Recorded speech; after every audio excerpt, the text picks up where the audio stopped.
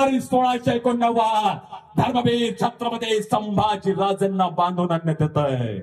काय त्रास आहे माता भगिनी, ज्याप्रमाणे काकडी सोलावी त्याप्रमाणे संभाजी राजेंचं रोज एक शरीर सोलण्यात येत आहे, रोज एक हात सोलायचा।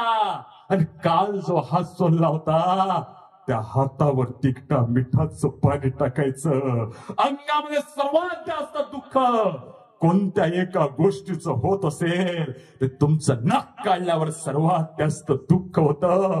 रोज एक नख बाहेर काढायचं आणि काल जे नख बाहेर काढलं होतं त्या नखावर तिखटा मिठाची पेंडी बांधायची, अंगावर उकळतं तेल टाकायचं, उकळतं पाणी टाकायचं, चिमट्याने अंगाचं मांस सोलायचं, कुत्र्याला खायला द्यायचं। तिखटा मिठाने अंग पुरं भाजून गेलाय।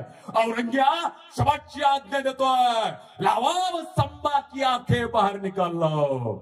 असं म्हटल्यावर लाल कोळस्यामध्ये लाल झालेला आसंड घेऊन तो हाशात त्या संभाजी राजांकडे वाटचाल करतोय। संभाजी राजांचं लाल रक्ताने माखलेलं शरीर पण हाशम म्हणतोय, ए संभा, ए संभा, क्यों मर रहा है संभा, क्यों मर रहा है?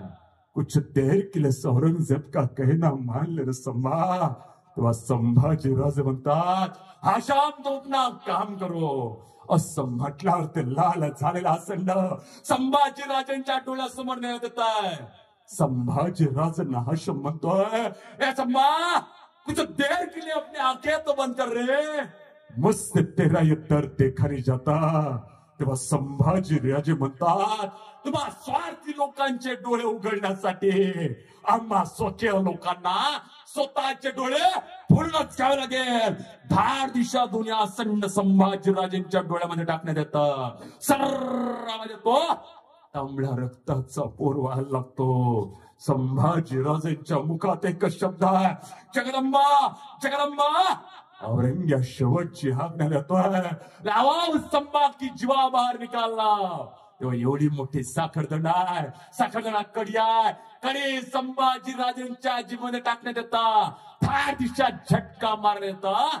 संभाजी राजेंची 1.5 हातची बाहेर आहे, दोन्ही पायात पाय टाकून मागच्या मागे दोन्ही मांड्या तोडण्यात येतात, कट कट कट कापण्यात येतं। ज्याप्रमाणे माता भगिनी घरात भेंडी कापतात त्याप्रमाणे संभाजी राजेंच्या शरीराचे तुकडे करण्यात येतं। हार विणावा त्याप्रमाणे वळू तुळापूरचे लोक संभाजी राजेंचं शरीर शिवतात। वळू तुळापूरला